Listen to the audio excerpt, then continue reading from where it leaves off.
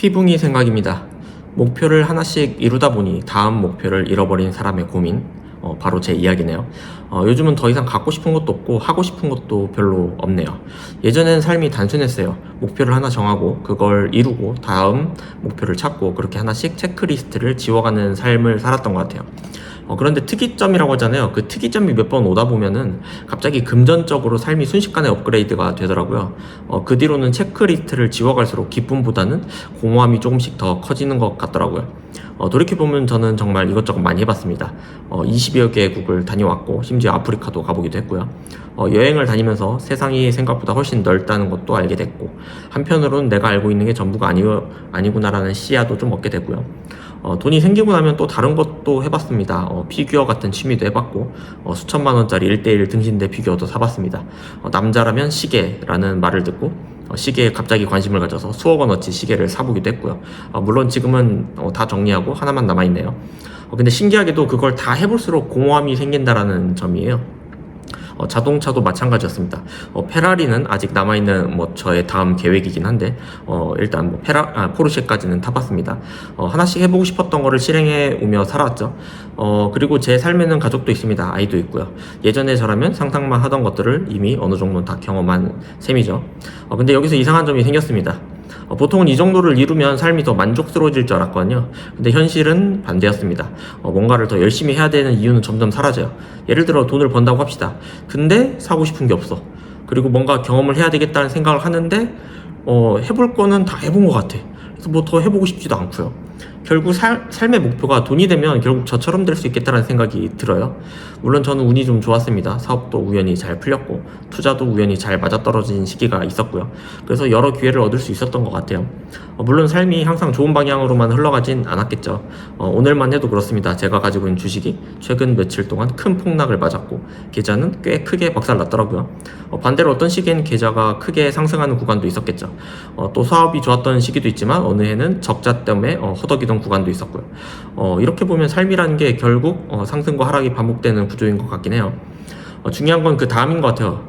여러 경험을 했음에도 불구하고 그 경험들이 결국 다음 목표를 자동으로 만들어주지는 않았다라는 점이죠. 물론 과거 경험을 후회하진 않습니다. 여행은 즐거웠고 세상을 보는 시야는 넓어졌고 안 해보고 상상만 하던 걸 직접 해보는 것도 훨씬 낫다고 배우게 되었죠. 그 경험 자체를 지우고 싶진 않은 소중한 기억이긴 합니다. 하지만 여전히 남은 질문이 있습니다. 그래서 이제 나는 뭘 해야 할까? 예전엔 답이 있었습니다. 돈을 더 벌면 됐고 더 좋은 자산을 가지면 됐고 더 좋은 경험을 하면 됐어요. 그런데 지금은 그 공식이 더 이상 작동하지 않는 느낌이에요. 이게 앞으로 내가 100억, 1000억이 생긴다고 갑자기 뭐가 달라질까라는 의문이 항상 생기더라고요. 단순히 잠실 시그니엘 들어가서 살면서 페라리, 람보르기니 10대쯤 운용하지라는 생각을 할 수도 있겠는데, 생각해보면 굳이 그렇게까지 해야 되는 생각이 좀 들기도 하고요. 오히려 관리 측면에서 귀찮음만 더 생기는 것 같기도 하고요. 요즘은 오히려 이런 생각을 합니다. 삶의 목표는 돈으로 정하는 게 아니라 정말 내가 지속적으로 하고 싶은 것에서 나와야 하지 않을까 하고요. 시간이 들든 돈이 들든 누가 시켜서 하는 게 아니라 이건 꼭 해보고 싶다라는 감정이 평생 동안 지속되는 것. 그게 있어야 삶이 좀 움직일 것 같아요. 그런 측면에서 일론 머스크를 보면 정말 대단한 것 같아요. 화성 갈 거야 하는 그 목표 흔들리지가 않잖아요. 반면 저는 그걸 항상 돈으로 대신 채워왔던 것 같아요. 이걸 사면 좋겠지, 이 경험을 하면 좋겠지, 이런 식으로요. 그렇다 보니까 요즘 무기력한 날들이 하루 이틀이 아닙니다. 뭔가 계속 움직이곤 있는데 시간만 가고 난 뭘 해야 될지 모르고 내가 왜 움직이고 있는지도 잘 모르는 상태입니다. 그래서 결론은 아직도 저도 잘 모르겠어요. 어떻게 살아야 되는지, 무엇을 목표로 해야 되는지 저만의 답이 잘 보이지 않더라고요. 다만 하나는 확실합니다. 돈이나 성과로 채우는 방식만으로는 삶의 공허함이 완전히 해결되지 않는다는 거 하나는 알게 된 것 같아요. 이 영상을 보시는 분이라면 저보다 돈이 더 많은 분들도 있을 거고, 어떤 분은 저보단 적지만 저와 같은 길을 걷기 위해 노력하는 분들도 있을 거라고 생각이 듭니다. 그래서 오늘 해주고 싶은 이야기는 돈과 상관없이 난 무엇을 살면 행복할까라는 점을 한번 고민해 보셨으면 하는 측면에서 영상을 찍어 봅니다. 단순히 안 해본 것에 대한 환상 말고요. 예를 들어서 여행 몇 번 가보지도 않은 사람이 난 돈 생기면 여행하고 살고 싶어 라든지, 혹은 평상시 못 사봤던 명품, 차, 집 이런 거 사면 행복하겠지라고 생각하는 건 좀 위험한 발상일 수 있겠다라는 생각이 들어요.